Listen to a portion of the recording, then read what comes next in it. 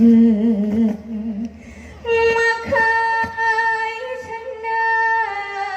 ไหมคะพูดจริงนะจ๊ะเสียงปรบมือครับพี่น้องนางเอกน้องปอย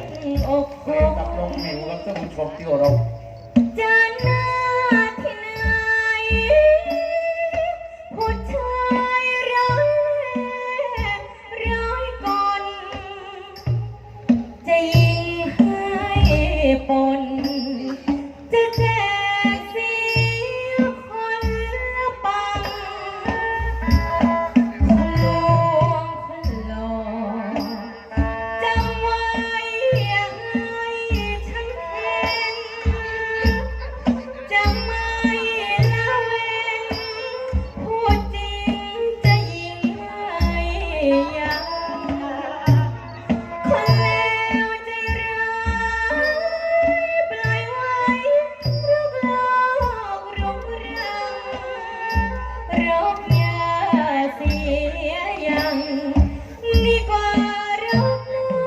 าคนลวงแค่ใจจนมือไม้สั่นไม่น่า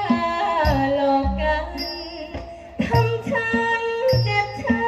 ำในสวงมารักเล่นหลอกลิ้มในชิมสิ่งห่วงพอได้ตักตัวอิ่มน้ำทำเมื่อไหร่มีปืนเถื่อนฉันขอซื้อต่อเถิดนะพูดจริงนะจ๊ะจะยิ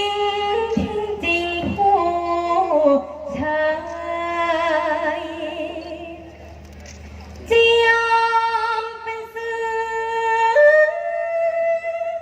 จะยิงให้เนื้อกระจายแค่นักผู้ชายที่มาทำลายใจฉัน ขอบคุณเสียงปรบมือและเจ้าของรางวัลด้วยนะครับ